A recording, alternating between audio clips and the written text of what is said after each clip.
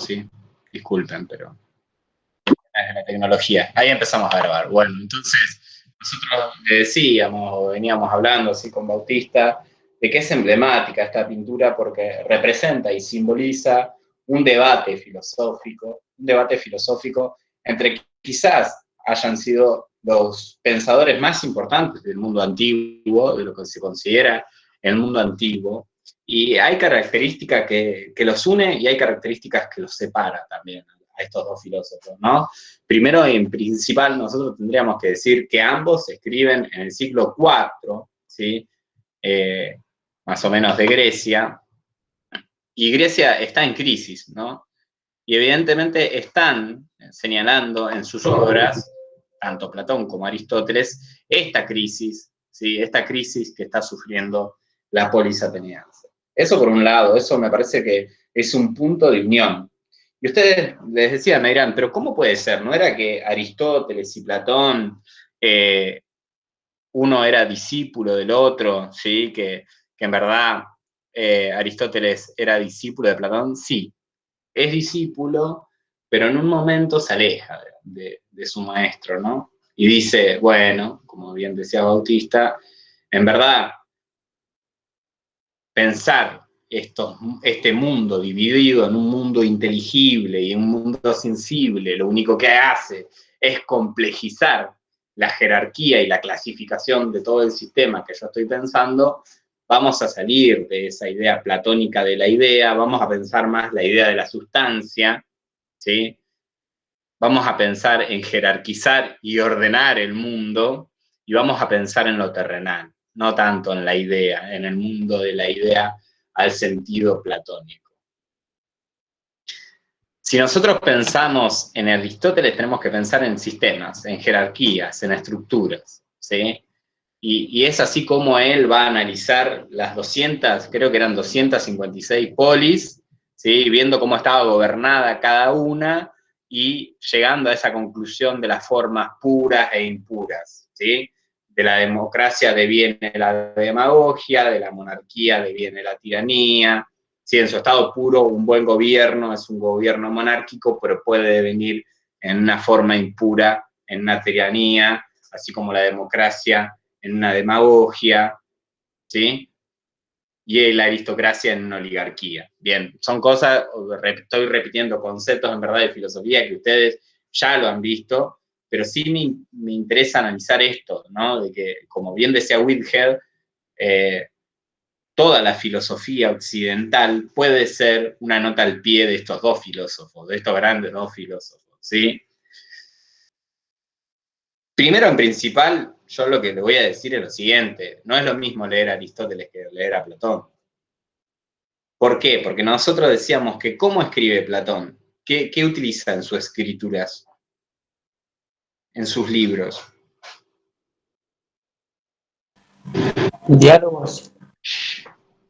Bien, Hernán, utiliza diálogos, utiliza metáforas, bien, utiliza también el arte, la forma de escritura en prosa, ¿sí? En una forma ensayística de escritura. Aristóteles no. Aristóteles es un hombre que jerarquiza y ordena, clasifica. Si ustedes vieron los regímenes puros e impuros que lo vieron, es una persona estructurada, que estructura sus trabajos. ¿Quiere decir que es peor, mejor? No, no quiere decir eso, ¿sí? Quiere decir que son dos formas de trabajo totalmente diferentes, ¿sí? Que además de Aristóteles, el cristianismo va a tomar mucho, y sobre todo en esta idea del primer motor inmóvil, esa idea del Dios, va a ser después cooptada por el cristianismo para desarrollar sus teorías. Que después también va a ser tomado por Agustín de Hipona, ¿no? Pero principalmente hay esta diferencia y se encuentran estas diferencias. En este caso, ¿sí? No se tatuó ninguno de los dos en particular, sino se lo tatuó a los dos juntos, ¿sí? Lo que quiere decir que comparte tanto con Platón como con Aristóteles su forma de razonamiento de las sociedades, su forma de pensamiento, ¿sí? Pero bien que son diferentes, ¿no? Bien que es diferente pensar a Platón que pensar a Aristóteles, ¿no? Bueno, ustedes saben, yo no le voy a tener que seguir diciéndole acá que fue, obviamente, Alejandro Magno fue discípulo de Aristóteles. Toda la historia que ustedes ya saben, su libro sobre la política, su libro sobre la ética, está preocupado por estas cuestiones, ¿sí? No solamente que siempre se ocuparon los filósofos, que es la búsqueda de la felicidad, sino también de pensar la potencia, de pensar el pasaje de la potencia al acto, ¿sí? Pero piensa en un sistema, y piensa en un sistema de clasificaciones, ¿no? Y analiza. Podríamos decir que Aristóteles es el primero que hace una política comparada, ¿no? Que compara, que es un método, el parangón, ¿sí? La comparación es un método propio de la disciplina de la ciencia política. ¿Cómo hacemos control de nuestras generalizaciones, de lo que decimos, comparando, ¿no?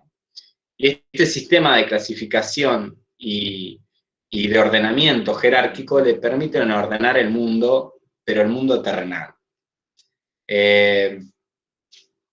Eso por un lado, ¿no? Me parece que es importante reflexionar en ese sentido. Después, obviamente, que está la idea que ustedes habían estado viendo con Eliana de que el hombre es un animal político, esta idea del son politicón, ¿no? De cómo no se puede despegar esta idea del hombre racional con la idea de un hombre político, de que participa dentro de lo que es la toma de decisiones o del espacio público. Obviamente que está pensando en hombres. Si nosotros juzgamos a Aristóteles con el lente de nuestra época y pensamos en cómo, ¿sí? Analiza ese sistema jerárquico y qué lugar le da a un esclavo, diríamos, Aristóteles, ¿sí? Lo único que hace es reproducir las grandes desigualdades en un mundo. Pero bueno, lamentablemente no tenían en esa democracia, no tenían participación ni los esclavos, ni las mujeres, ni los extranjeros, que él también, obviamente, se ve impedido por mucho tiempo de la participación política, o se lo mira de reojo por no pertenecer a la polis ateniense, ¿no? Decía Brisa lo siguiente, y obviamente para él la idea era que el hijo del esclavo muera esclavo, que el zapatero o el hijo del zapatero muera zapatero, ¿no? Porque eran estructuras estancas, inmóviles, ¿sí? Pero sin embargo va a pensar la democracia y va a pensar en la democracia de tipo directa, ¿no? Una democracia en donde todos se juntaban a participar, hombres, ¿sí? Hijos de atenienses, que podían participar de la toma de decisiones de la esfera pública, de la esfera política. Dicho esto de Aristóteles, la otra vez me preguntaba, y ahora lo vamos después a anexar un poco con esta idea de Aristóteles en Macondo, de Borón, ¿sí? Max me preguntaba, profesor, ¿qué piensa usted de la democracia? ¡Qué pregunta, ¿no? ¿Qué pregunta para responder? ¿Qué piensa usted de la democracia? Que es también la pregunta que después se va a hacer a Tilio Borón, si podemos hablar de democracias en América Latina, y me hacía esta pregunta, ¿no? ¿Qué entiendo yo por democracia? Obviamente que nosotros tenemos estos preconceptos de la democracia y decimos, sí, que es el gobierno del pueblo. No le respondí con un texto entero, no me acuerdo qué le respondí, pero básicamente voy a responder un poco ahora, porque me parece que ahora sí es interesante, y yo le decía esto a Max, no te preocupes que en algún momento vamos a hablar sobre estas democracias o las formas de democracia dentro de la polis antigua. Ustedes, como saben, la democracia tenía que ser una democracia de tipo directa. Se juntaban todos a discutir, ¿sí? Se juntaban todos a discutir en un ágora o en la plaza pública, ¿sí? Lo que pasa es que a medida que va creciendo demográficamente la población, con la entrada de la modernidad, se hace imposible, de la modernidad capitalista, se hace imposible juntarnos todos en la plaza. Imaginen que nos juntemos todos en una plaza a discutir sobre los asuntos más relevantes para la ciudad. Nos molemos a trompadas, nos cagamos a trompadas, ¿sí? nos cagamos a trompadas entre todos, no nos pondríamos de acuerdo. Por eso aparece la idea de la representación y aparece este viejo concepto y esta vieja idea de la representación de que el pueblo no gobierna sino es a través de la elección de sus representantes. Y ustedes me dirán, sí, bueno, pero una democracia, al pensarla al estilo más de las polis antiguas o de la Grecia antigua, es más representativa cuando una persona va y puede discutir en el ágora que cuando elige un representante. Bueno, pero esa democracia se hace impracticable con la modernidad, porque es imposible juntarnos todos en la plaza pública, ¿sí? A debatir sobre cuáles son los asuntos, cuáles son las decisiones que se deberían tomar acerca de la ciudad, acerca de cómo gobernar la ciudad. Entonces se transforma en impracticable esa democracia. Nosotros la democracia que tenemos es una democracia tipo, ¿qué? ¿Cuál es la democracia? La característica de nuestra democracia. ¿Representativa, profe? Bien, representativa, pero sobre todo es indirecta, ¿sí? Acuérdense de esto, el pueblo no gobierna sino es a través de la elección de sus representantes. Nosotros cuando pensamos en la democracia pensamos demos, es pueblo, Kratos viene, ¿sí? Cracia viene de Kratos, que Kratos es poder, que el poder reside en el pueblo, ¿bien? Pero en verdad nuestra democracia indirecta, representativa, ¿sí? Hace de la elección de un representante su fundamento, porque no podemos juntarnos todos en un ágora. Entonces, elegimos a un representante. Después, el representante puede o no acordar con nuestros intereses o puede o no llevar a cabo nuestros intereses, ¿sí? Por lo cual nosotros los elegimos. Y pasa bastante seguido, ¿no? Pero no hay, ¿sí? No hay por qué pensar de que hay una obligación, o el representante tiene la obligación de, ya se ha dicho de paso, de llevar a cabo nuestra misma visión dentro de, por ejemplo, pienso Cámara de Diputados, Cámara de Senadores, para lo cual fue elegido. No hay una obligación de jure, ¿sí? De jure no hay una obligación. Pero bueno, evidentemente si después la persona no te representa, bueno, la elegirás en las próximas elecciones. A todo esto viene a colación porque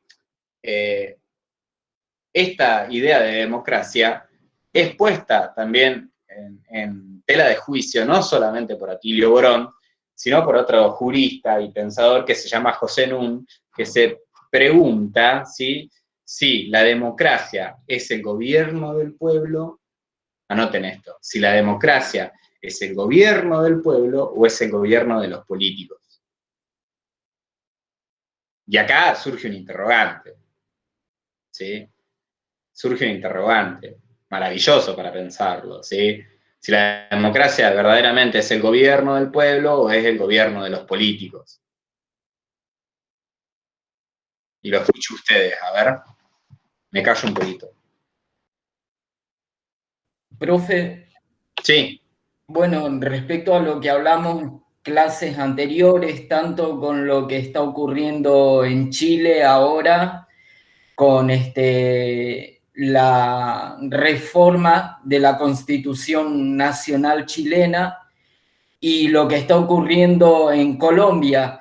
En ese sentido, por ahí hay cosas con las que estoy totalmente de acuerdo con lo que plantea Borón, de cómo lo plantearía Aristóteles. Aristóteles era una persona totalmente instalada en la parte científica y yo estoy totalmente de acuerdo con que él razonaría, analizaría que estas desigualdades que ocurren con los gobiernos democráticamente elegidos por el porcentaje de gente que participa en elegir a sus gobernantes, pero a la vez, como le estaba planteando, se da esto de, por ejemplo, en Colombia, un pueblo que sale a reclamarle que no está haciendo lo que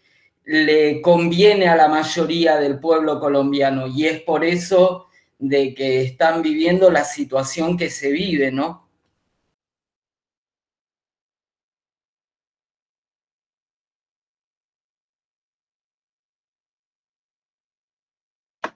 Sí, sí, totalmente. Coincido con lo que vos decís, Cristian. Me parece que es interesante, al menos, analizarlo desde esta óptica. ¿Cuál es el alcance de la democracia? ¿No? Eso creo que es la pregunta que nosotros nos estamos haciendo. ¿Cuál es? eh, Obviamente que la democracia es un significante que se va resignificando con el correr del tiempo, pero uno de los valores cuando nosotros pensamos la democracia, ¿cuál es? Me remonto, si se quieren, a 1789 con la Revolución Francesa. Estoy hablando de Rousseau, ¿sí? Estoy hablando... ¿Cuál es una de las consignas?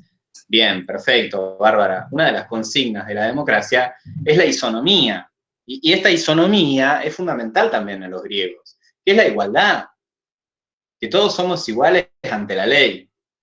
Me acuerdo, nosotros leíamos a Eric Hobsbawm, ustedes seguramente también lo han leído, que es un historiador, que decía, bueno, de no ser libres iguales no puede ser la fuerza de trabajo explotada libremente en el mercado.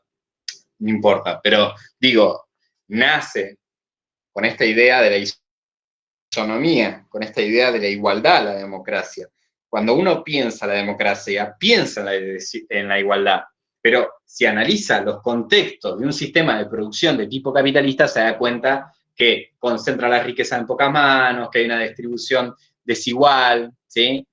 Inclusive me parece interesante pensarlo cuando yo lo leía también a Aristóteles en Macondo, me acordaba sin ponerme nostálgico, que también vas entrando en año y ves con nostalgia todo lo anterior, pero sin ponerme nostálgico, que esos son dos mangos aparte, pensaba, por ejemplo, en cuando en primer año en sociología leí Los silencios y las voces de América Latina, o pensaba en las venas abiertas de América Latina, y pensaba en esta cuestión. ¿Es posible pensar o hablar de democracia en Latinoamérica? ¿Es posible pensar a la democracia en América Latina en un continente que es el continente más desigual del mundo? Es el continente más desigual del mundo, donde peor están distribuidas las riquezas. Que uno podría pensar, sí, eso es parte de África. No, no es en África donde hay más desigualdad, más concentración de la riqueza. Perdón, Hernán, ¿querés preguntarlo? Porque no la entendí muy bien a la pregunta en el chat. ¿Querés desmutearte? Sí, como está planteando, profe, en cuanto a la democracia, cómo surge, ¿no? La democracia y que desde las independencias, de las revoluciones, cómo se va tomando la democracia en los distintos estados también. Bueno, pero a mí me parece que si bien podemos hablar inclusive de democracias liberales, de democracias de tipo restringidas, como en la antigua Grecia, donde la mujer no podía formar parte, yo al menos cuando pienso la democracia, la pienso como una democracia participativa, inclusiva, ¿sí? Que nada tiene que ver con el sistema de producción capitalista, ¿no? Y esto lo señala Borón ahí en Aristóteles en Macondo.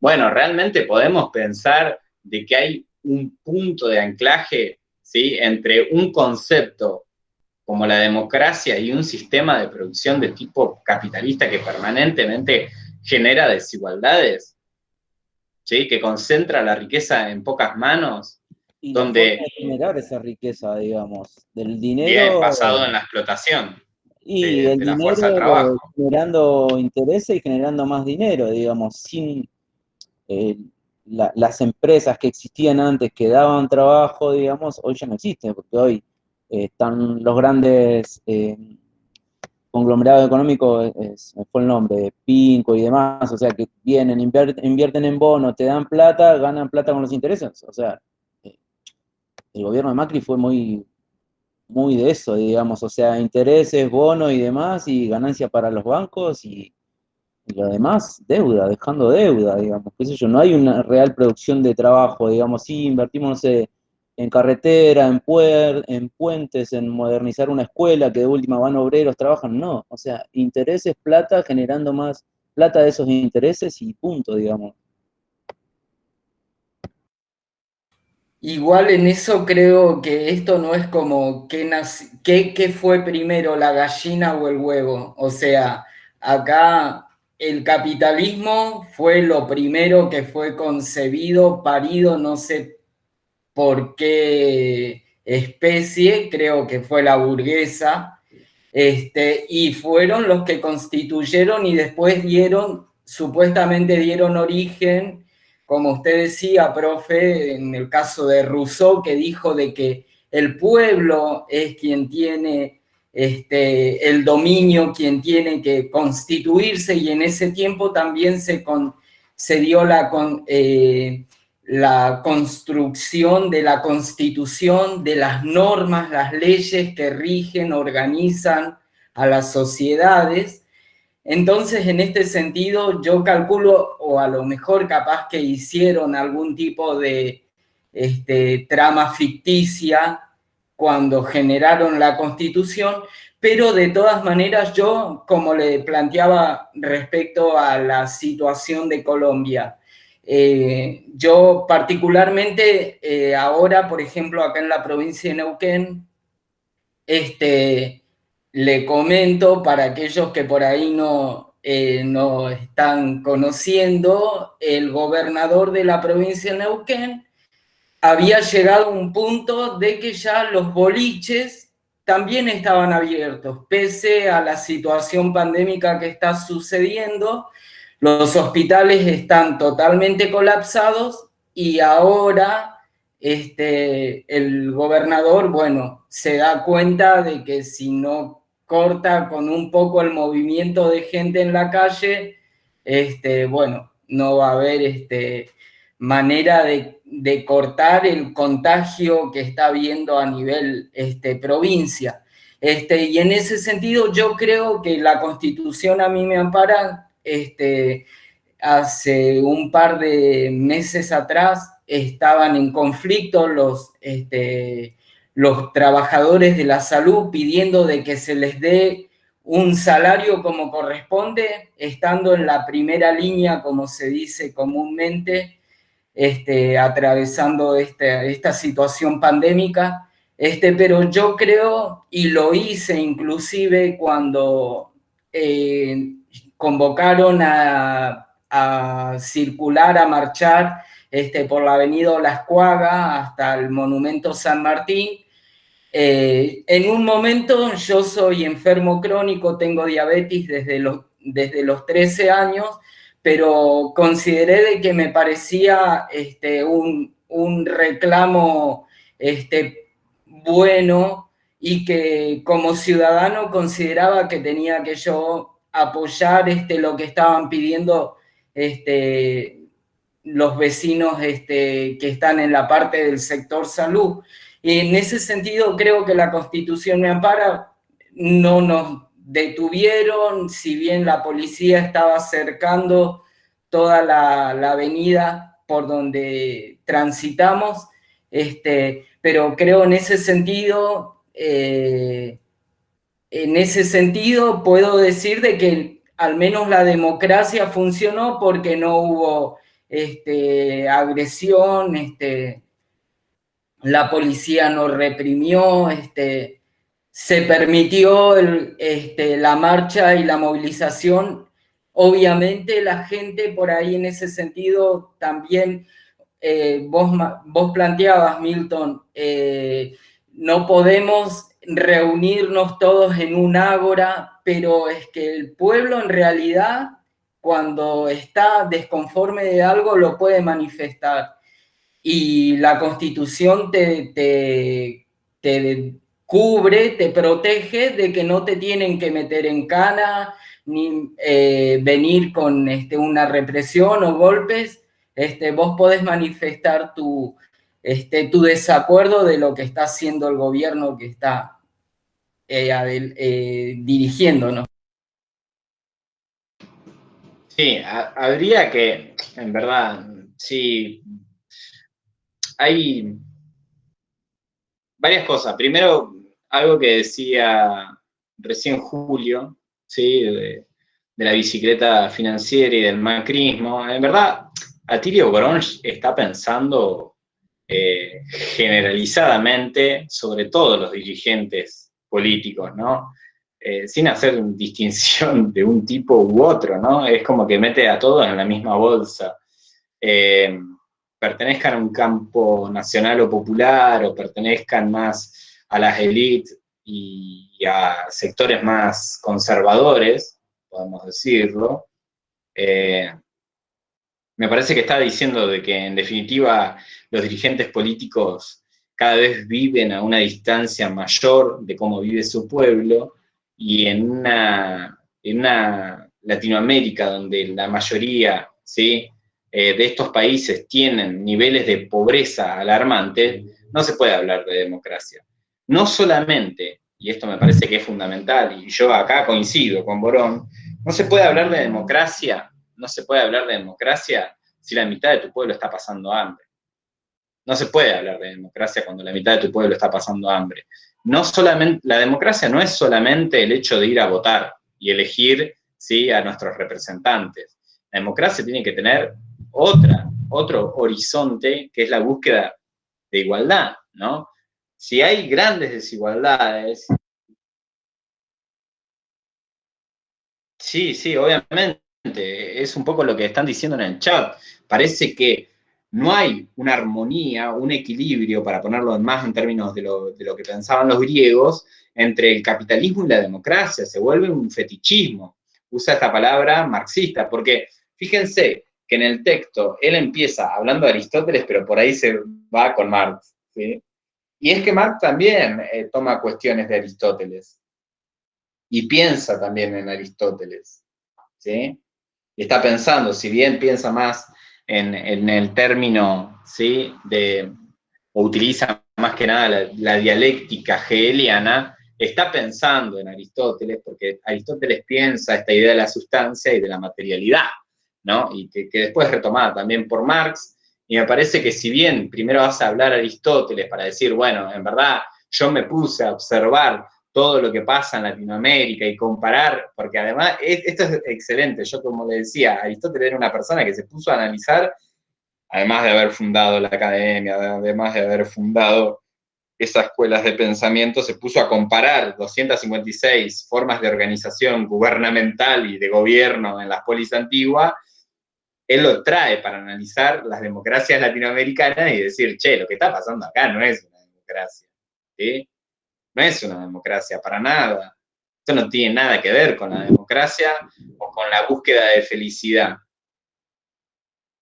Es que el fin último de la democracia era no solo vivir, sino vivir bien. ¿Cómo podés vivir bien en un país con 45% de gente bajo la línea de la pobreza, digamos? O sea, la mitad del país pobre.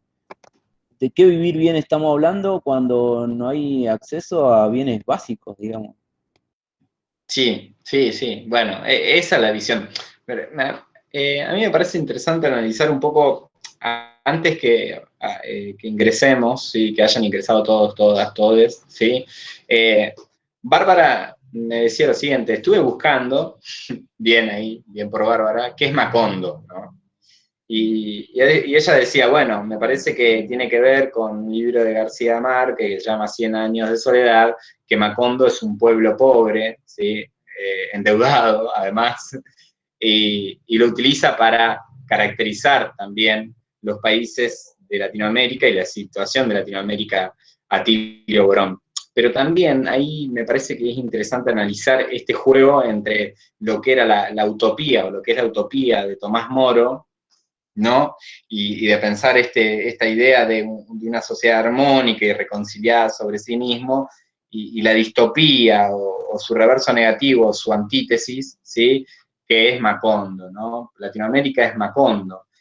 Ahí yo les decía la clase pasada, Borón se propone que a través de las obras de la ingeniería y la bioingeniería y los avances de la ciencia, resucitar a Aristóteles, que va a discutir a la facultad, ¿no? Y discute con un doctor, creo que era, no sé si estaba haciendo un posgrado en ciencias políticas o estaba estudiando ciencias políticas, y decía, no puede ser esto de que usted diga que en América Latina no hay democracia si nosotros elegimos a nuestros representantes, ¿no?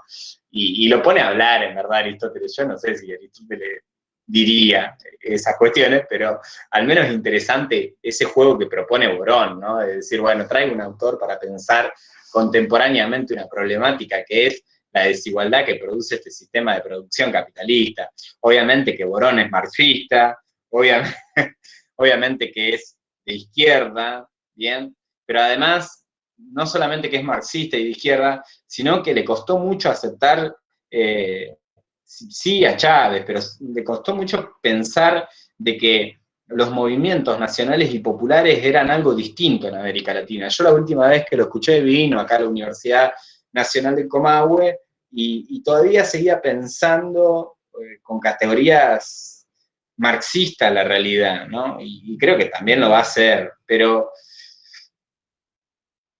nada, dos mangos apartes, pero me parece que hay diferencias entre distintas formas de gobierno. Sí coincido con todo el análisis posterior de que evidentemente el capitalismo y la democracia no van de la mano y que no podemos hablar de justicia y de igualdad cuando, por ejemplo, lo que señalaba Maya, hay tanta desigualdad y distribución de la riqueza. Sí, ahí vamos. Voy a eso, Bautista, que es interesante. Porque además es un punto re controversial y va a generar controversia como siempre que necesita Cuba. Si quieren meter discordia en algún lugar, mencionen a Cuba y listo, ahí se va todo al diablo, ¿no? Todos se agarran a las trompadas, ¿no? Se va todo al diablo. Y bueno, cerrando esta idea, ¿no? De que cómo es, él dice, bueno, en verdad no debería haber una distancia muy grande entre cómo vive un político y cómo vive su pueblo, ¿sí? Si un político vive en la opulencia, ¿sí? Vive en la riqueza total y su pueblo está pasando hambre, eso no es democracia. Lo cual obviamente que es controversial. Yo no estoy diciendo que no es controversial y es polémico, pero enhorabuena que polemiza sobre estas cuestiones, enhorabuena que polemicemos sobre las grandes desigualdades que hay en nuestro continente. Ahora, recaer solamente en la responsabilidad de los políticos, me parece que es un error, ¿sí? Tal cual. No solamente es un problema de los políticos, ¿sí? Sino es un problema de que como continente latinoamericano fuimos saqueados. Acá me parece que lo que está obviando, perdón, termino con esta idea y después participan, lo que está obviando Atilio Borón es que fuimos un continente saqueado, que fuimos colonizados, y hay formas neocolonizadoras, donde la responsabilidad no es pura y absolutamente de que tuvimos gobiernos pésimos, que los tuvimos, ¿no? Que los tuvimos, y no hay que decir que no. Pero me parece que el espectro donde uno tiene que mirar las grandes desigualdades bajo las cuales se atraviesa o está atravesando el continente latinoamericano, no solamente tiene la arista esta de la desigualdad en cómo viven los políticos y cómo vive el pueblo. Esa es una. Y yo considero de que sí, que es cierto, que debería haber una distancia menor. Y se debería vivir no de la política, sino para la política, ¿sí? No hacer de la política un negocio, algo redituable, bien, perfecto, entendemos eso. Pero ahora, me parece que deja por fuera un montón de cosas a la hora de analizar la realidad latinoamericana que hay que tener presente, ¿no? Hay que tener presente de que nuestro continente latinoamericano vivió, ¿sí? Vivió en una línea de dependencias sucesivas, ¿sí? Que va desde la corona española, pasando por la británica y cayendo por el dominio estadounidense, ¿sí? Que en verdad sigue Norteamérica pensando a nuestra región como su patio trasero, ¿sí?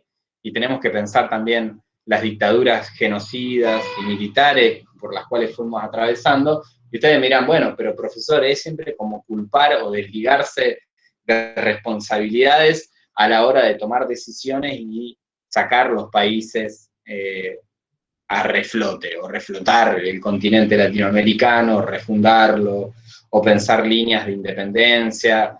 Lo que pasa es que, bueno, no hay que olvidar los intercambios desiguales, no hay que olvidar el monocultivo, no hay que olvidar, ¿sí?, de que nuestra pobreza siempre fue en base a la riqueza ajena, ¿sí?, y que, por ejemplo, la revolución industrial se pudo desarrollar sobre todo saqueando un continente como el nuestro, y todo el oro y toda la plata que extrajeron del continente latinoamericano fue a financiar la revolución inglesa porque España tenía deudas con Inglaterra. Digo, me parece que es mucho más profundo el análisis que se puede hacer de Latinoamérica. Ahora, sí es interesante pensar en esta idea de que el 1% de la población del mundo concentra el 89,9% de la riqueza, y no es posible hablar de democracia cuando la distribución es tan desigual. Y él dice, bueno, parece que lo que pasa en Latinoamérica, ¿sí?, se acerca más a una plutocracia o a una oligarquía. No considero que su análisis esté errado, ¿sí? No considero que su análisis esté tan errado, ¿sí? Me resulta por momentos desesperanzador, ¿sí?, como negativo, como pesimista, como que en verdad todavía yo tengo la esperanza de que se puedan construir alternativas frente a todas las dificultades que atraviesa el continente latinoamericano y que son conocidas y sabidas, ¿sí? Ahora, recargar la responsabilidad solamente en los políticos me parece ingenuo, ¿sí? No es solamente ese nuestro problema, ¿sí? Nuestro problema es que no podemos diversificar una matriz productiva, que tenemos dependencia absoluta de lo que es un mercado internacional o de esta división internacional del trabajo a nivel internacional, de que siempre dependemos del monocultivo para el ingreso de divisas, ¿sí? Digo esto De la en el super cosecha, y cuando se enojan te paran el país. Sí, sí. Sí, bueno, hay que pensar también en... Profe, al final lo Sí, menciona, no lo profundiza, pero lo menciona, dice hasta qué punto es posible hablar de soberanía popular sin soberanía nacional. Pero como que lo pasa por arriba nomás. Y habla del dominio imperialista y también denuncia que Estados Unidos sea como modelo de democracia. Es que la soberanía yo creo que justamente va cuando el pueblo comienza a participar, mientras la gente no tome en serio de que, a ver, y como vos decís, Milton, no es echarle la culpa a los políticos, pero personalmente a mí me parece que habría que hacer una reforma en la Constitución y ponerle un tiempo tope a los políticos. O sea, a ver, vos estás desde cuándo que estás participando como político en el poder.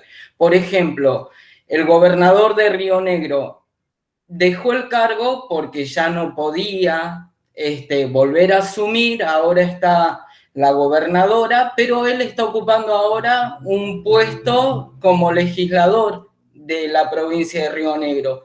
Acá en Neuquén, desde hace cuánto que tenemos al Movimiento Popular Neuquino gobernando la provincia, y hace cuando comenzó el conflicto con los trabajadores de sanidad, el gobernador salió a decir de que, bueno, el problema era porque la provincia está con una crisis económica. Bueno, pero es momento de que el ciudadano de a pie comience a tener participación, comience a decir, como en 1810 tuvimos hoy temprano clase de Estado y Sociedad, comencemos a decir de que queremos saber de qué se trata esto y que hagan una reforma y de que tengan un límite. A ver, vos estuviste como presidente, bueno, y después te querés poner en alguna banca en el Congreso. No, pará la mano, o sea, aguantá, tienen que empezar a ver nuevas caras. Y en ese sentido, nosotros como ciudadanos de a pie, creo, Atilio Borón en ese sentido habla de la situación de Venezuela y el tema de Chávez. Yo creo particularmente que lo que ha sucedido en Venezuela es algo muy bueno. creo que la ciudadanía venezolana ha tomado conciencia y es por causa de que la soberanía venezolana está en manos del pueblo venezolano, y por esa cuestión calculo yo que Estados Unidos no ha podido tener intervencionismo en cuanto a los recursos naturales como el petróleo. Pero creo que particularmente tenemos que llamarnos nosotros, como ciudadanos, a empezar a participar. Y eso es lo que lo planteaba, como bien vos dijiste, Platón en su momento, Aristóteles. Yo en eso quiero recordar cuando Julio habló la clase pasada. Yo, gracias a Néstor, conocí el peronismo. Estaba trabajando allá en Buenos Aires en un hospital privado de la familia Roca, y empecé a militar, comencé a trabajar en una unidad básica, empezamos a trabajar, a hacer actividades para poder acercarnos a la gente y poder darle a conocer a la gente de que la política no está tan lejos de uno. Simplemente que uno, cuando no quiere y quiere verlo desde más allá, pasando la calle, obviamente sí, bueno, hablo y digo sí, no, los políticos hacen lo que quieren, pero uno tiene que comenzar a tomar protagonismo para que se empiece a escuchar la voz de uno como ciudadano también. Implica tiempo, Cristian, implica tiempo y no todos están dispuestos a Sí, tal cual, es cierto. Bueno, nosotros los sábados íbamos a hacer, íbamos a hacer inclusive cuando estuvimos yendo a la provincia de Buenos Aires a hacer canales. Bueno, a ver, si pueden hablar de uno, porque si no es un quilombo. Donde faltaba mano de obra, trabajo, pero, a ver, y una compañera una vez dice, me acuerdo que en ese tiempo, no sé por qué salió a decir, no, porque los de la cámpora que cobran, le digo, mirá, Adriana se llamaba mi compañera, le digo, yo estoy trabajando en la cámpora, le digo, y a mí no me pagan ningún tipo de sueldo. Sin embargo, yo el trabajo que lo voy a hacer con mi convicción de que puedo dar un apoyo o dar alguna ayuda a gente que está necesitando, por ejemplo, en los barrios vulnerables, que están necesitando alguna mano. Le digo, y a mí, si vos querés, le digo, vas a ver que el único recibo que tengo es el recibo de acá del hospital, de lo que laburo, las 7 horas que laburo acá en el hospital. Sí, a ver, dijiste 20.000 millones de cosas, debería haberlas anotado, pero bueno, primero, me parece que es innegable que Venezuela está pasando por una crisis, o sea, eso es innegable. Me parece de que por algo, no sé si tuvieron la posibilidad de viajar recientemente, la última vez que estuve en Buenos Aires, es impresionante la cantidad de venezolanos que hay. O sea, algo está pasando, evidentemente algo está pasando, ¿sí? Obviamente, yo sé lo del bloqueo estadounidense, el bloqueo, ¿sí? A Cuba, el bloqueo a Venezuela, los intereses de por medio, de que tiene reservas de petróleo muy grande, no hay que ser ingenuo, pero evidentemente algo está pasando en Venezuela, por lo cual hay una diáspora, ¿sí? Y realmente hay un exilio masivo de su pueblo. No creo que sea adrede, ¿no? Si bien después podemos reivindicar cosas de Chávez o no, qué sé yo, no lo sé, depende cada uno como piense. Pero, ¿qué me parece interesante, volviendo un poco al texto, ¿sí? Obviamente que nosotros decíamos esto del precio de desentenderse de la política, ser gobernado por los peores hombres, como decía Platón, obviamente que hay que llamar a una participación ciudadana más activa, pero lo que hay que pensar también, ¿sí? Es si hay una correspondencia mutua entre este sistema de producción capitalista y la democracia. Obviamente que todos llegaríamos a la conclusión de que no, porque el sistema en sí ¿sí? Produce grandes desigualdades. Ahora, la experiencia comunista que hemos tenido, como el estalinismo, y yo no sé si han sido mejor que esto, ¿sí? Entonces me parece que también Atilio Borón está pensando, como Zizek, en esos modelos económicos comunitarios que no sé si han funcionado. No sé, deberíamos buscar otra alternativa. Yo creo que lo que ha pasado, ¿sí? con el tema de la caída de los grandes relatos y los efectos de la globalización y el neoliberalismo, es que se han perdido esas esperanzas de transformar este mundo en un mundo mejor. Y creo que se puede lograr, ¿sí? De que no es tan imposible. No sé si la solución es que el comunismo, como pensarían Borón y como piensa Zizek todavía, no sé si esa es la solución, ¿no? Pero bueno, hay que buscar una alternativa. Nadie tiene una fórmula mágica que por arte de magia nos diga, bueno, este es el sistema perfecto, ¿sí? Que genera isonomía, que genera igualdad y que nos permite a todos la búsqueda del bien común y la felicidad al estilo griego, ¿no?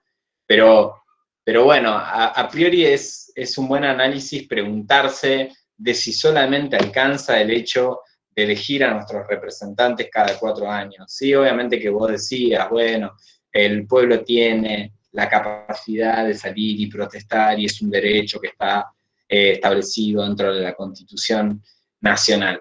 Pero me parece que la región hoy latinoamericana atraviesa por estas dificultades, ¿no? Yo realmente o sinceramente pensaba que después de haber vivido el 2001, era impensado que vuelva un gobierno neoliberal a hacerse cargo, ¿sí? De la administración del Estado. Pero fue posible. ¿Sí? Y la política es ese terreno de lo posible, ¿no? Hoy nosotros pensamos de que esto no vuelve a poder suceder, pero hay un enfrentamiento permanente entre lo que es los movimientos nacionales y populares, una alternancia entre los movimientos nacionales y populares y el neoliberalismo, ¿sí? Encarnado por la oligarquía, ¿no? Esto es lo que dice, por ejemplo, en Los Silencios y las Voces Alcira Argumedo, pero bueno, nada, les recomiendo, por ejemplo, que vean La Hora de los Hornos, no sé si alguien la vio, te lo recomiendo, es un documental de Pino Solanas que colabora Alcira Argumedo, mírenlo porque para pensar estas grandes desigualdades del continente latinoamericano, la teoría de la dependencia, nos sirve mucho.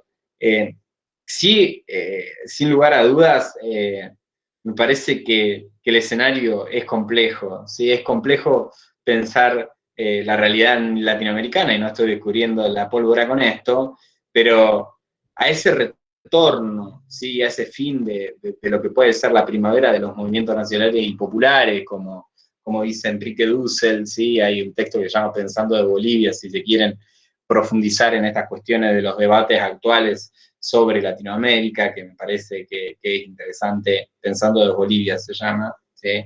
Retomar, que también colabora Álvaro García Linera, que fue el vicepresidente de Bolivia, y hay varios pensadores latinoamericanos que escriben sobre cómo podemos lograr una emancipación latinoamericana, cómo podemos emanciparnos, ¿sí?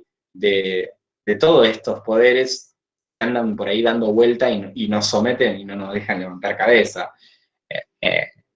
Sí, me parece que solamente recaer en esta cuestión de que es responsabilidad de la distancia que ganan, de lo que ganan los políticos, que está mal, ¿sí? Pero no quiere decir que sea el problema, ¿sí? Y lo que gana el pueblo, me parece que es un simplismo por ahí. Pero hay que profundizar, ¿sí? En determinadas medidas que pueden parecer antipáticas y que resultan antipáticas, ¿sí? Pero, por ejemplo, nosotros nunca pasamos por una reforma agraria. Nunca tuvimos una reforma agraria, ¿sí? Y las tierras han sido concentradas en pocas manos, históricamente, obviamente despojando a los pueblos originarios, ¿sí? A través de un genocidio de los pueblos originarios. Pero digo, hoy la idea del de pensar el latifundio, ¿sí? La gran propiedad en manos de pocas personas. Creo que tenemos que volver a una planificación estatal en la cual se garantice el acceso a la tierra como uno de los factores productivos fundamentales y también de la vivienda, ¿no? Si queremos mitigar un poco el escenario de desigualdad, hoy estamos endeudados a 100 años, ¿no? Eso nos marca la realidad y la agenda política, lo cual se hace difícil pensar en una gran emancipación cuando volvemos a recaer sobre la misma piedra y volvemos en esas dependencias sucesivas a caer en las garras del Fondo Monetario Internacional, ¿sí? Es complicado, ¿no? Es complejo el panorama de Latinoamérica. Uno cree que en definitiva con las movilizaciones populares de Chile y de Colombia se va a acabar con los gobiernos de derecha, pero la verdad que han demostrado la historia que tienen muchas estrategias y una multiplicidad de formas y maneras de retornar de nuevo al país con sus pactos internacionales e imperialistas y volver de nuevo a esa dependencia sucesiva que significa tomar deuda con un organismo internacional que tiene sede en Washington, ¿sí? Que como el Fondo Monetario Internacional. Nada, para pensar, ¿sí? Para incorporar un poco más al análisis de la realidad latinoamericana.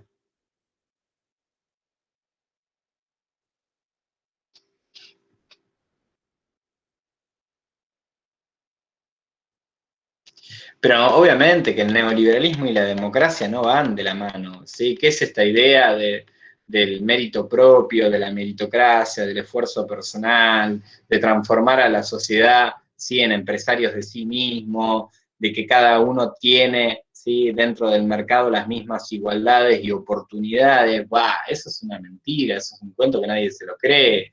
Es lo mismo que la teoría del derrame, que hay que darle al rico para que el rico acumule, acumule, acumule y después derrame a los demás estratos sociales. No han funcionado nunca los modelos neoliberales en la Argentina, ni en Latinoamérica, ni en el mundo han funcionado, ¿sí? El neoliberalismo lo que en definitiva significa, ¿sí? Es la perpetuación de las desigualdades. Díganme un lugar donde el neoliberalismo haya funcionado y por ejemplo, los norteamericanos que permanentemente profesan, ¿sí? El liberalismo económico, ¿sí? La libre circulación de mercaderías dentro del continente latinoamericano de forma irrestricta, para sus adentros son sumamente proteccionistas. Yo me reía, para no llorar, obviamente, cuando Argentina hizo un pacto comercial con los Estados Unidos para venderle limones. Yo digo, si nuestro proyecto económico y de diversificación de la matriz productiva depende de venderle limones a Estados Unidos, estamos muertos, ¿no? Estamos muertos. Me parece que acá lo que hay que pensar es, de nuevo, en la concepción de una patria grande, de volver a explotar, por ejemplo, nuestros recursos naturales de una forma sustentable y sostenida, ¿sí? Pensar en formas de financiación que no sean depender, por ejemplo, de la Barrick-Gold, y esto no me lo puede decir, ¿sí? Ni siquiera el más acérrimo ferviente kirchnerista me puede decir de que, si bien, y no lo voy a negar, el modelo nacional y popular o de los gobiernos kirchneristas han profundizado en cierta manera la igualdad, dejaron todavía sin modificar esa matriz productiva que seguíamos dependiendo del capital extranjero para la explotación de nuestros recursos naturales. Yo estoy cansado sinceramente de que vengan las empresas a extraernos, empresas multinacionales, a extraernos nuestros recursos naturales y nos dejen 1% de ganancia y se lleven el 99% de las ganancias afuera. ¿Qué? ¿Eso es un desarrollo sustentable y sostenido? ¿Eso nos va a permitir salir de la riqueza? Como digo la Barrick-Gold, digo la Chevron, y vos, bueno, Cristian, si estás en Neuquén, lo sabrás más que nadie. Basta de depender del capital extranjero. Creemos un banco latinoamericano, pensemos otras propuestas de poder explotar nuestros recursos naturales que de sobra tenemos. Por ejemplo, lo mismo pasa en litio, con el litio en Bolivia, Chile y Argentina, que están las reservas de litio más grandes del mundo, y en definitiva de ese recurso estratégico va a depender esta revolución tecnológica que se está dando. Si todo va a necesitar baterías, ¿por qué nosotros no podemos explotar nuestros propios recursos? En Jujuy ahora, Milton, Gerardo Morales, que bueno, está haciendo negocios con, como bien vos decís, con empresas internacionales que vengan a explotar y directamente vengan a retirar la materia prima, el litio, para llevárselo. O sea, ¿por qué no se puede hacer un proyecto nacional para, como lo hizo Evo, y tiene pensado hacer eso para que el litio no se lo lleven y lo elaboren afuera, sino que se produzca en Bolivia y si necesitan que las baterías directamente salgan de Bolivia, pero que no salga la materia prima del país?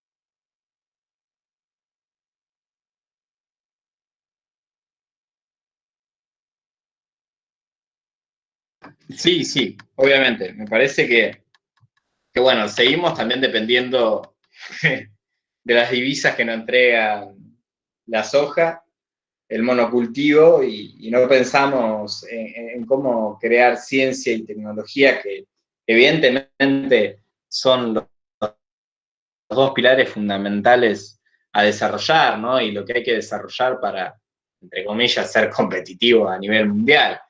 Pero hay que proponer otras alternativas, ¿sí? Bueno, me acuerdo que en su momento Evo Morales le había puesto un impuesto del 50% a las empresas que explotaban los hidrocarburos y el petróleo en la región, ¿sí? Bueno, pensemos en otras formas. Hay que pensar en otras formas de cómo se puede distribuir más equitativamente la riqueza e igualar en oportunidades y en acceso. Otra vez, un poco hablábamos, ¿no?, de esta cuestión de cómo también la pandemia ha profundizado las desigualdades, ¿sí? Que lejos de resolverlas y de entrar por las alamedas a un mundo nuevo y comunista como pensaba Zizek, ha profundizado aún más las desigualdades y ha hecho, recién veía lo de Mercado Libre, ¿sí?, como nuevos millonarios, ha aumentado la ganancia de aquellas empresas dedicadas a todo lo que tiene que ver con el tema de la comercialización de productos, ¿sí?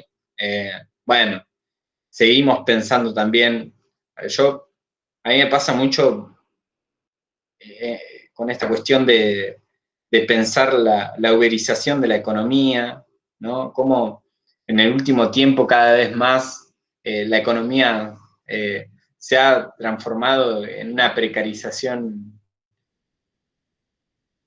increscendo, in aumento, ¿no? Pienso en los rápidos. Quizás en nuestras ciudades no se ven tan palpablemente, pero cuando uno por ahí se aleja más de lo que es la Patagonia y va realmente al epicentro, que es Buenos Aires, ve cómo miles y millones de jóvenes nuevamente se someten a una explotación capitalista de las más salvajes, similares a las explotaciones del siglo XIX en trabajos que no pagan absolutamente nada, que si los atropellan nadie se hace cargo, que si no reparten una comida a tiempo, ¿sí?, tiene que salir de su bolsillo. Bueno, estas cuestiones me parece que hay que pensar, ¿no? Me parece que hay que pensar realmente en estas cuestiones de cómo buscarle una solución a las problemáticas del continente latinoamericano. Y en otra parte sí coincido cuando, por ejemplo, dice, bueno, en definitiva los gobiernos de las democracias latinoamericanas es una disputa entre ricos. Y si uno piensa, por ejemplo, cómo está distribuido los puestos políticos o los puestos de ocupación, no solamente en Cámara de Diputados, senadores, presidentes, ¿quiénes han sido nuestros presidentes? Son representantes de una élite, ¿sí? Cuando llega La un pobre a ser familia de, el presidente, hermano de, la sobrina de, el abuelo, la tía. tal cual. Sigue existiendo eso en política, ¿no? Sigue existiendo eso en política. Pero bueno, también hay que... Dime, profe. ¿Eh? Perdón. Atacando esto, de que sí, obviamente, hoy en día el gobierno pasa, parece que el poder pasa de familia en familia. Yo me acordaba, lo relaciono mucho con mi pueblo, ¿no? Con Comayo, que ya hace casi, se puede decir, 10 años que está la misma persona al poder, y dentro de 2 años, 3, cuando termine su mandato, va a agarrar la intendencia el hijo. Y hoy en día vos ves y no hay nadie, en mi pueblo que yo sepa, no hay nadie capaz de ponerle, hacerle un frente o competirle en las elecciones, porque ya literalmente los votos a la gente la tiene ganada y la gente hoy en día también está cansada. Por ejemplo, a gente del campo, a gente que vive casi en la pobreza acá en el pueblo, vos le llevas 2 metros de chapa y con eso se conforman y con eso te votan. Y puedes con eso. ¿Cómo alguien que quiere una mejora puede competir contra eso?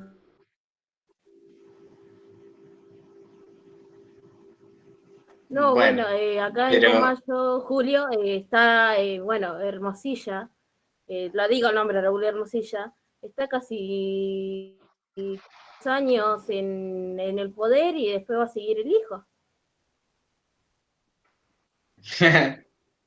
Porque esa es la que el se hijo estudia en la espera. Universidad del Comahue, me parece. ¿No estudia psicopedagogía? No, eso es otro Ah, hijo. Tiene bastantes. yo pensé que era Caleb. No sé. No. No. Ramiro. Entonces nos confundimos. Ah, Ramiro. bueno, pero acá yo comparto un poco con la posición de Julio y con la posición de Cristian. A ver, los políticos salen de nuestra sociedad. Yo creo que por ahí también generalmente tenemos esa cuestión de juzgar los privilegios de los políticos, pero cuando nosotros podemos hacer privilegio como uso de ciudadanos para conseguir un trabajo, ¿sí? Para conseguir un favor, ¿sí? Para vacunarnos, pienso, ¿no? Tiro. Lo hacemos también. Entonces, me parece que los políticos no es que vienen de la estratosfera, ¿sí? Ya acuñando un término menemista que hoy lo mencionaban. No vienen, ¿sí? De otra galaxia, surgen de nuestra propia sociedad. Yo esta discusión la tengo recurrentemente con mi viejo, ¿sí? Bueno, ¿de dónde salen los políticos? ¿De dónde salen? De la nada, de generación espontánea. Son construidos con barro, ¿sí? Que tan diferentes son a nosotros. Bueno, deberíamos pensar culturalmente cómo somos como sociedad también. Por ahí sí lo que habría que ver es qué tienen de diferente a nosotros, a los que no estamos ahí ocupando esos cargos, para que ellos puedan estar ahí. Que por ahí sería... Pero también es que el vacío de poder que nosotros dejamos como ciudadanos. Porque es un poco lo que decía Cristian, lleva tiempo, lleva energía, el hecho de organizarse estratégicamente, no tan embanderados como, y lo voy a pelear de nuevo a Julio y a Cristian, no tan embanderados, pero uno podría presentar alternativas, ¿sí? O propuestas, o disputarle estratégicamente el poder, aunque sea desigual, aunque no cuente con los recursos económicos, se podría organizar, ¿sí? Se podría organizar y pensar en este sentido de la comunidad. Profe, Si no usted que lo hacemos hablaba, es porque preferimos quedarnos en nuestra casa leyendo a Platón y Aristóteles más que hacer política. hablaba de Porque la hacer política, precarización laboral. hacer política es meter los pies en el barro, ¿no? Al menos la política de base estoy hablando yo, ¿no? Pero es ir a disputar el poder. Yo creo que también nos quejamos mucho, pero hacemos poco, ¿no? Es La, como que, está bien, estamos estudiando todos ciencias políticas, acá están estudiando todos ciencias políticas, y me parece que hay algo que no hay que dejar de desatender, ¿sí? Es que la política, ¿sí? Y la política como profesión y la ciencia política y lo académico tienen que ir de la mano, ¿sí? Tenemos que cada vez más unir la política y lo académico, que no son dos mundos aparte y no son dos mundos separados para mí, para nada, ¿sí? Y obviamente que es fundamental esa parte, pero sí me pasa de que, bueno, nada, todo el mundo es más fácil criticar que hacer, ¿no? Que ponerse a pensar otras formas. Como les leía esa vez, siempre hay formas de reinventar nuevas posibilidades de vida. Pónganlo en otros términos, siempre hay posibilidades de pensar o reinventar nuevas posibilidades de política, ¿sí?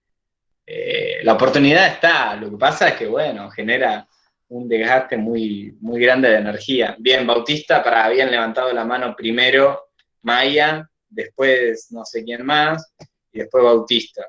Maya. No, perdón, no. Bien, fue sin querer. Bautista, Hernán, no sé quién era quien quería hacer. No, yo iba a comentar Maya. algo, pero era literalmente la seguidilla de lo que vos decías, profe. Así que nada, si quiere alguien comentar otra cosa que sea más innovadora. Te caes y te levantas, dijo. Respecto a lo que hablaste de la precarización y mencionaste a Uber, no es necesario que vayamos a Uber. El monotributismo, Milton, en Buenos Aires, bueno, mi amigo Hernán es hemoterapista y consiguió poder entrar al Hospital Álvarez como, bueno, tuvo que estar bastante tiempo para que lo pongan en planta permanente y después encontró poder entrar en hemoterapia en el Hospital Español, pero como el Hospital Español pertenece a la ciudad autónoma que es de Horacio Rodríguez Larreta, todos los trabajadores del Hospital Español para trabajar en el hospital tienen que hacerse monotributistas. Si se quiere registrar como trabajador del Hospital Español, tiene que estar como monotributista registrado.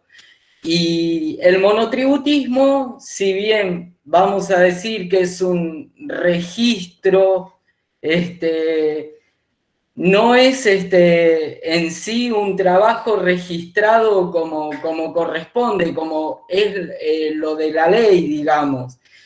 Inclusive en nuestras provincias, tanto acá en Neuquén como creo que en Río Negro también, en muchos municipios utilizan para que trabajes, ya sea en el trabajo municipal, te registran como monotributista y en ese sentido no estás cobrando como un empleado público realmente. La ley y la trampa, amigo. Bueno, pero eso como ciudadanos nosotros lo tenemos que reclamar. Eso, el monotributismo, si un intendente te quiere registrar como trabajador y te dice que vayas a hacer el monotributo, decirle, escúchame, no.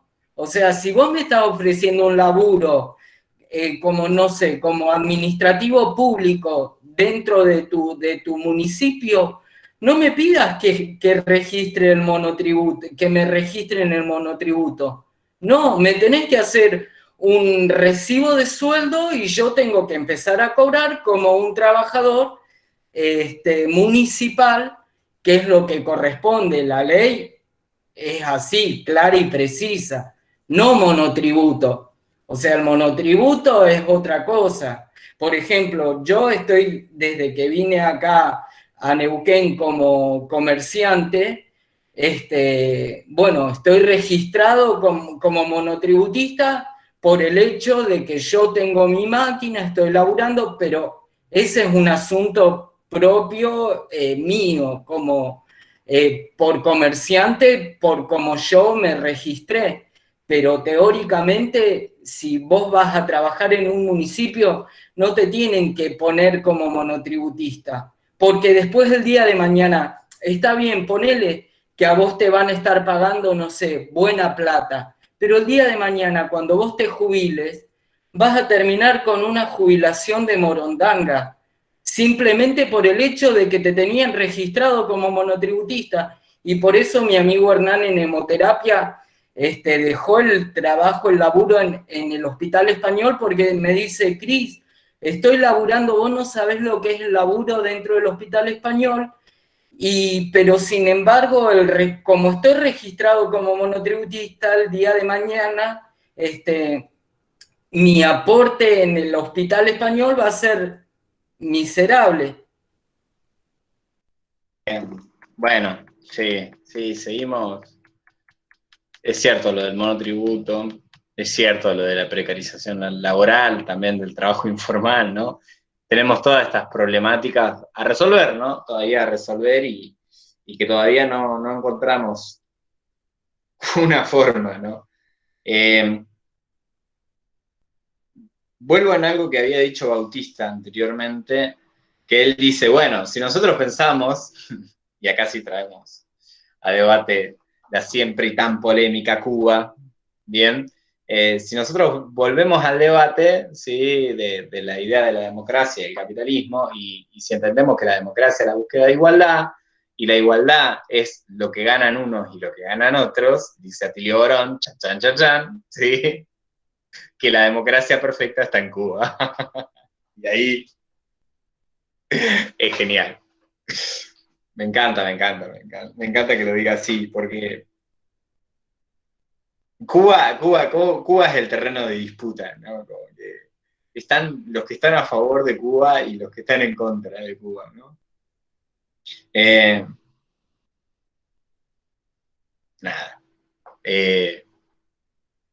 No sé, obviamente que va con su línea de pensamiento, ¿no? Va con esa línea de pensamiento propia de Tilio Borón, que reivindica el socialismo, que reivindica al comunismo, ¿sí? Que reivindica también a la revolución cubana, evidentemente.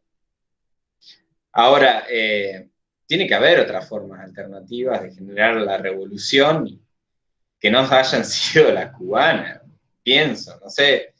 Le preguntaría qué piensa de los líderes populares, no solamente del peronismo, sino también Alfonsín, qué piensa de Irigoyen, ¿sí? A mí me encanta pelear peronistas ahora en esta clase, porque como Han veo que... podido sacar la vacuna con este problema de la pandemia. Ellos han podido elaborar una vacuna y que todavía está siendo estudiada para ver si puede la soberana. La soberana. Sí, nada, vieron que Cuba tiene esas cosas, de que uno dice, bueno, una isla, pero de repente tiene alfabetizada toda su población, ¿sí? De repente tiene un desarrollo en medicina que países como de Latinoamérica, que tienen más extensión territorial como la Argentina, no tiene, y obviamente que como todos, y como en teoría política lo van a analizar, siempre hay una aporía y una tensión entre lo que es la libertad y la igualdad. ¿Sí? Nosotros... Como te decía, Milton, trabajé en un hospital privado y aún en el hospital privado donde yo laburaba, a mis compañeras enfermeras y a mis compañeros enfermeros los llevaban a Cuba cuando había algún tipo de profesionalización para poder desarrollar, iban a Cuba. Bien, sí, bueno, sí. Nadie va a cuestionar la medicina cubana, pero digo de que analicemos esta tensión y esta aporía, ¿sí? Aporía es un conflicto irresoluble que hay entre la igualdad y la libertad, ¿no? Porque parece que cuando logramos sociedades cada vez más igualitarias, ¿sí? Perdemos libertades, ¿no? Y cuando logramos sociedades más liberales, más libertarias, perdemos, ¿sí? En igualdad. Entonces, este conflicto es un conflicto inherente a la teoría política, ¿no? Nosotros nos vamos a encontrar con sociedades igualitarias, pero que tienen mayor restricción en la libertad, en libertades individuales, ¿sí? Y tenemos sociedades más liberales que carecen de todo tipo de isonomía o igualdad, ¿no? Es un conflicto, bueno, hay que buscar, ¿sí?, un equilibrio entre las dos, ¿sí? Obviamente que siempre tirando la pata un poquito más hacia lo que es la igualdad, pero es cierto que hay libertades individuales que son inalienables. Yo no sé quién se sometería acá a un Estado que te diga cuánto tenés que comer, ¿sí? A la distribución, está bien, no tienen problema de desnutrición infantil, y es real, y yo lo reconozco eso, pero yo no sé si el Estado me dice, bueno, vos tenés que alimentarte con este arroz durante todo el mes, ¿sí? Si tenés que usar este papel higiénico,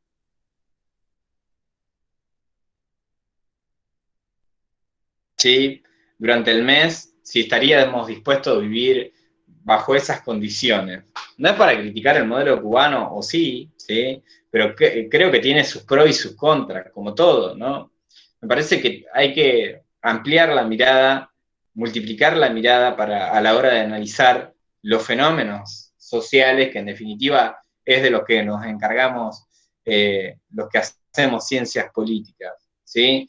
Me parece que esta es la mirada que hay que tener cuando nos enfrentamos a un acontecimiento político, ¿sí?, como los que estamos viendo no solamente en Colombia y en Chile, sino en toda la región. Algo está pasando en la región, ¿sí? Ahora, si ustedes me preguntan qué es lo que está pasando, profesor, y quieren una respuesta, bueno, no sé, yo puedo tener mis análisis, ¿no? Pero la otra vez decían uno de ustedes que Latinoamérica ya no tolera más gobiernos fascistas y neoliberales.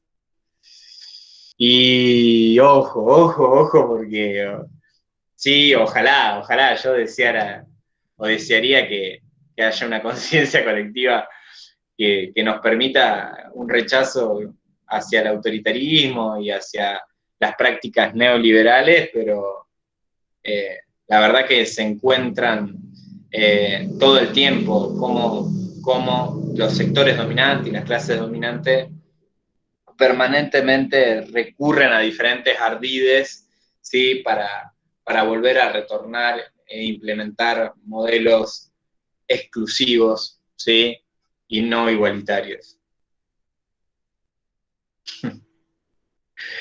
Sí, yo no diría que están tan acabados.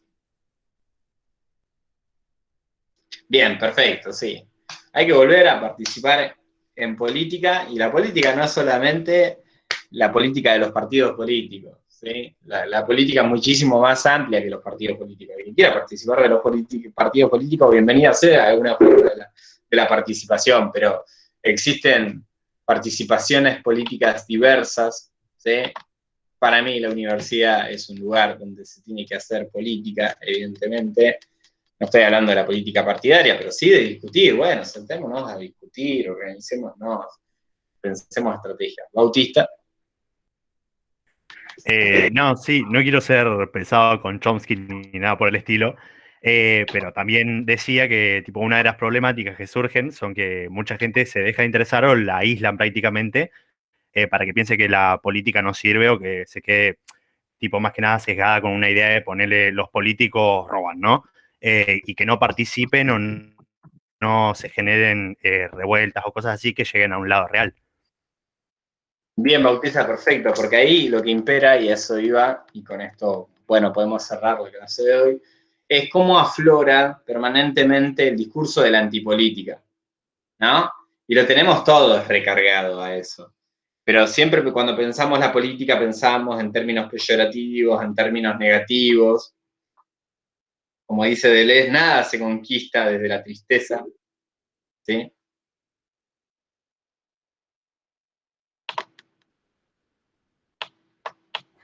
Milton, ¿Para qué? Quiero ver. Usted dijo que por más que se lleven a cabo las marchas y el enfrentamiento por un sistema a la larga, siempre quedan los mismos intereses y representan. Pero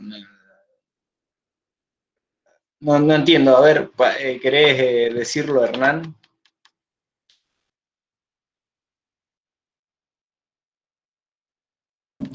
¿Cómo, profe? Que no sé, te estaba leyendo ahí en el chat, pero no entendí muy bien lo que me estabas diciendo. Sí, hoy usted compartía esa idea de que por más que estén las luchas, las marchas, esas cosas de que salga el pueblo, siempre termina, digamos, al final quedando el político o el partido, digamos, que siempre lleva, digamos, con el poder, pero sin esas marchas, sin esas luchas, sin esos levantamientos, la libertad y la democracia tampoco, digamos, se queda, digamos, no se escucha más allá de que se termine quedando el político o el partido, lo que sea, se hace un eco, digamos, en la sociedad. Por ahí no se puede participar. Bueno, pero ¿qué dice la Constitución? La Constitución dice que hay que hacer todo un petitorio, no sé cuántas cosas, se lleva los papeles, qué sé yo, y termina, digamos, nos representan los diputados, senadores, con una minoría de voz, digamos, del pueblo, y siempre, digamos, como que estamos limitados siempre el pueblo, esas cosas de democracia, del demos, o del, esa cosa que se viene desde allá, desde Aristóteles,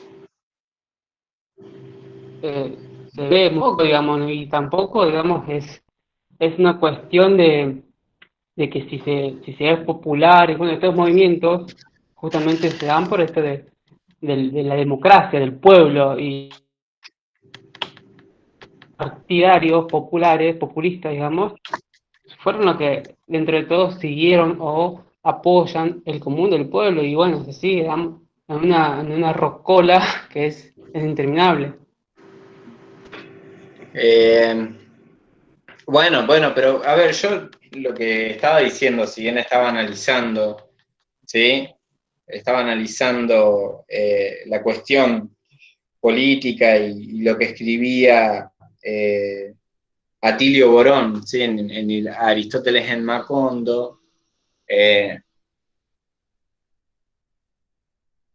Yo no quiero que predomine acá un discurso antipolítico, ¿sí? Todo lo contrario. Yo quiero que reivindiquemos la figura de la política, la figura de la participación, la figura de la lucha y de la resistencia política, ¿sí? Lo que estoy diciendo es que una cosa no quita la otra, ¿bien? No pensemos en términos de Boca River ni de blanco-negro, sino pensemos la multiplicidad de posibilidades, ¿sí? De concretar estrategias tendientes a generar igualdad, ¿sí? A la búsqueda de igualdad y realmente radicalizar la democracia, ¿sí? Si bien no tenemos una democracia de tipo directa o participativa, como tenían en la antigua Grecia, creo que el discurso de la antipolítica lo único que hace es beneficiar a las clases dominantes. Eso sí, ¿sí? Si nos llegamos a que todos son lo mismo, que todo da igual, que todo es igual, eso es una nebulosa que no construye absolutamente nada, ¿sí? Es re fútil ese pensamiento, al menos esto es mi opinión, ¿sí? En verdad lo que tenemos que hacer es ir y democratizar cada uno de los sectores, politizar cada uno de los sectores en donde estemos, ¿sí? Y realmente creo, como Deleuze decía algo así como que huye, pero al tiempo que huyes, coge un arma, ¿sí? Hay que pensar cómo podemos resistir, ¿sí? Cómo podemos organizarnos y cómo poder luchar por las causas justas. Ahora, si nosotros nos vamos a resumir, ¿sí? Y vamos a finalizar un debate que obviamente nadie tiene la solución ni la varita mágica y nadie tiene la fórmula mágica de cómo solucionar y salir de esta situación en la que igual nos encontramos, ni que no es acá 2 más 2, 4, lo elevo al cuadrado y listo, encontré la fórmula de cómo finalizar con las penurias que aquejan a toda Latinoamérica, ¿sí? Si bien no es eso, me parece que tenemos que volver a creer en la política. Milton, sabes que justo te quería comentar que cuando comenzó el adiestramiento, digamos, cuando empezó el tema de poder conocer a la Universidad del Comahue, participé de una de las reuniones en las que informaban del tema de las viandas que hacían para los estudiantes. Y yo personalmente no fui a participar porque yo necesitaba saber cómo se podía llegar a tener una de esas viandas, sino que en realidad yo fui para ver si podía haber algún tipo de ayuda que se pudiera dar para que la cantidad de viandas que se le pueda dar a los compañeros, compañeras que necesiten, si se podía llegar a uno dar una mano para que pueda ser mayor cantidad de viandas que se puedan, bueno, y la chica que estaba dando la charla me dijo de que, bueno, que económicamente la Facu por ahí no pensaba en que uno pueda llegar a dar dinero o algún tipo, o sea, no estaba buscando ese tipo de cosas, pero en realidad particularmente de mi parte yo había ido para ver si se podía llegar a organizar de alguna manera de que los estudiantes podamos participar para que se pueda generar alguna facilidad para que sea mayor la cantidad de viandas que se puedan dar. Uno poder ayudar de alguna manera. Eso lo uno con lo que vos estabas diciendo. Considero de que tiene que partir de la conciencia de uno como ciudadano, de empezar a ver positivamente de cómo poder empezar a cambiar la forma. Si cooperativamente comenzamos a ver o a pensar formas para que nuestro mundo comience a cambiar de mejor manera, considero de que por ahí podemos llegar a cambiar un poco las cosas de cómo se están dando hoy en día, ¿no? Sí, sí, sí, sí. El discurso antipolítico no construye, ¿sí? No construye absolutamente nada. Todo lo contrario. Me parece que hay que volver a poner a la política en el centro, como los griegos, ¿sí? Como un deber ciudadano. Nada, en resumidas cuentas, eso. El próximo jueves termino de corregir los trabajos. Como ustedes tuvieron 2 semanas para entregarlo, yo voy a tomarme 2 semanas para corregir. Y la próxima semana entrego los trabajos, ¿sí? He estado viendo algunos, no todos, no llegué a ver todos ni a corregir todos. Bien, no van a tener una nota cuantitativa, sino van a tener aprobado o desaprobado, ¿sí? Nada, bueno, me parece que si no hay nada más por agregar, paso a tomar asistencia, ¿sí? Interesante la clase de hoy. Va, siempre. No quiero, ¿cómo es? Pecar de adulador,